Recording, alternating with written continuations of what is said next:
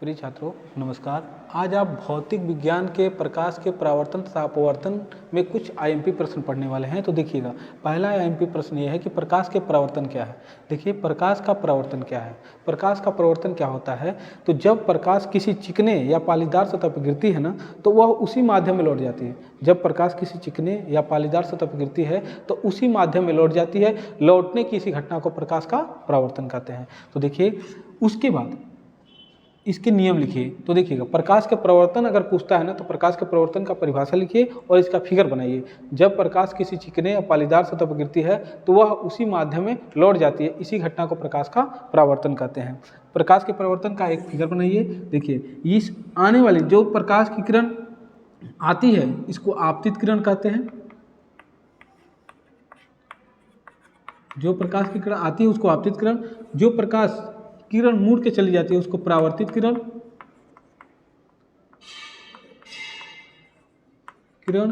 और इसके बीच में इस बिंदु को आपतन बिंदु कहते हैं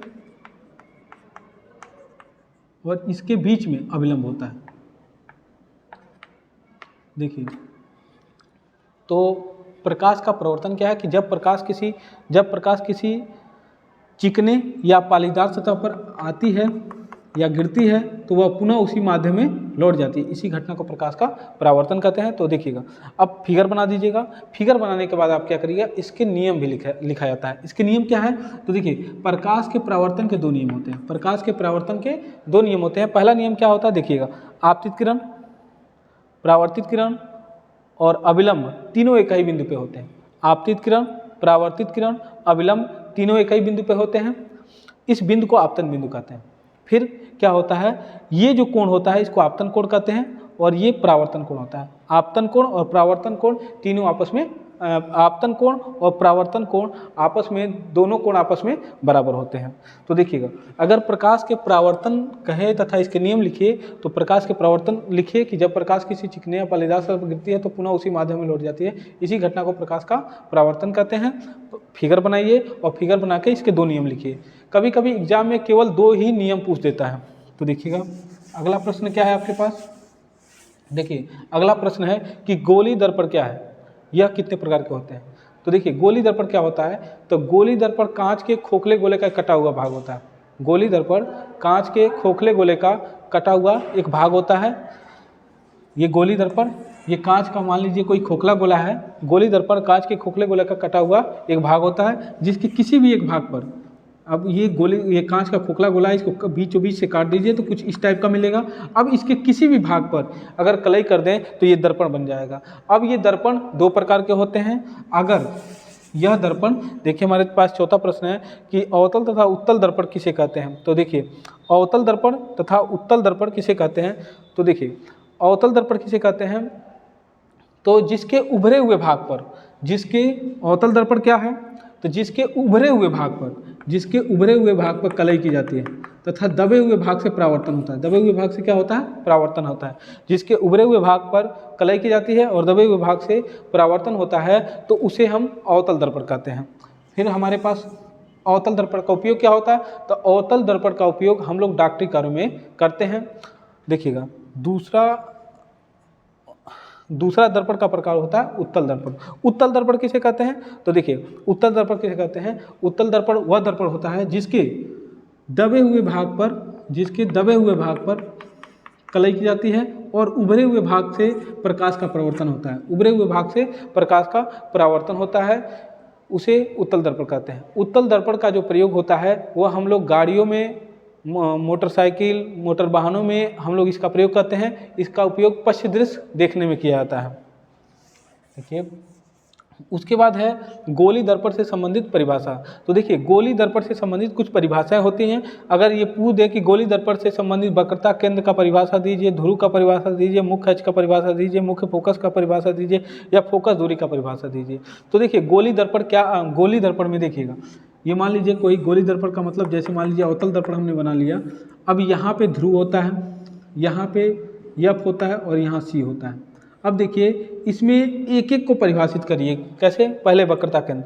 वक्रता केंद्र क्या होता है, तो देखिए वक्रता केंद्र का परिभाषा क्या होता है, उस गोले का केंद्र, ये मान लीजिए उस गोले का, मान लीजिए पहले पूरा गोला ही था तो इसे हमने काट दिया है, तो उस गोले का केंद्र जिसका दर्पण एक भाग होता है, उस गोले का केंद्र जिसका दर्पण एक भाग होता है, उस गोले का केंद्र जिसका दर्पण एक भाग होता है उसे वक्रता केंद्र कहते हैं। उस गोले का केंद्र जिसका दर्पण एक भाग होता है उसे हम वक्रता केंद्र कहते हैं और इसे सी से प्रदर्शित करते हैं। किसे प्रदर्शित करते हैं? सी से।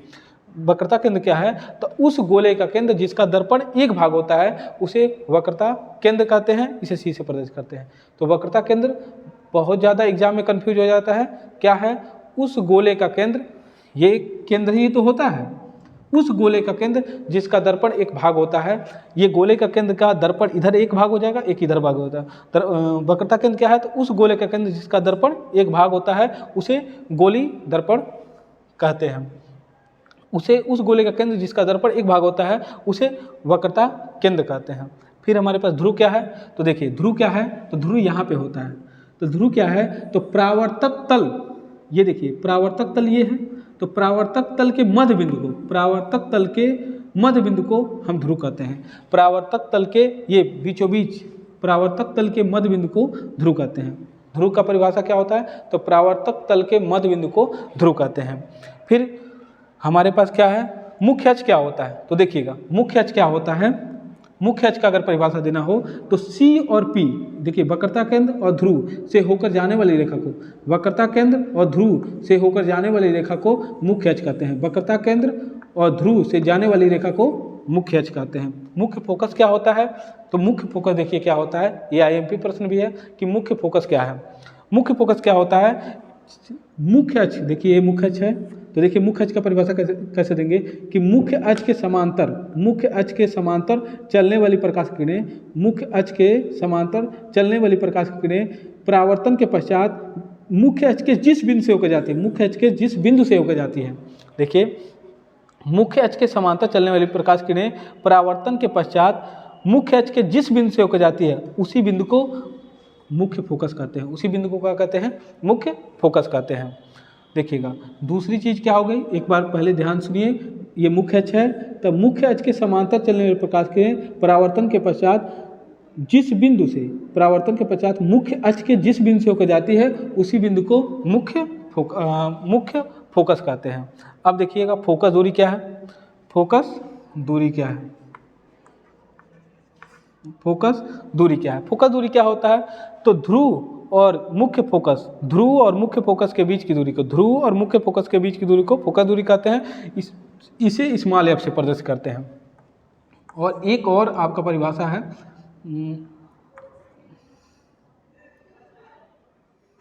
वक्रता त्रिज्या। देखिए वक्रता त्रिज्या क्या होता है? तो ध्रुव और वक्रता केंद्र, ध्रुव और वक्रता केंद्र, ध्रुव और वक्रता केंद्र के बीच की दूरी को, ध्रुव और वक्रता केंद्र के बीच की दूरी को वक्रता त्रिज्या कहते हैं। इसे स्मॉल r से प्रदर्शित करते हैं। तो देखिए हमारे पास इतना प्रश्न है, आप इतने प्रश्न को पहले अच्छे से पढ़ लीजिए।